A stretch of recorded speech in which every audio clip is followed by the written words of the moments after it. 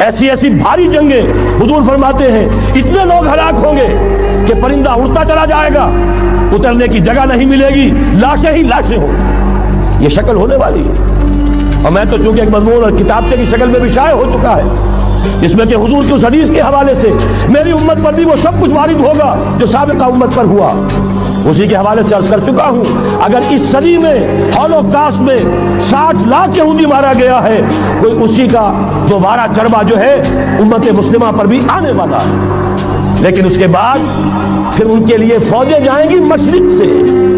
وہاں جو امام ہوں گے، جو بھی ان کو لیڈ کر رہے ہوں گے حضرت مہدی، یہ تصور ذہن میں رکھیے۔ ہمارے مابین اور عیسائیوں کے مابین حضرت مسیح کی ذات مشترک، اگرچہ ان کا یہ عقیدہ ہے کہ وہ سولی دیے گئے فوت ہو گئے، معاذ اللہ ثم معاذ اللہ، پھر زندہ ہو کر آسمان پر گئے، پھر آئیں گے، ہم کہتے ہیں نہیں،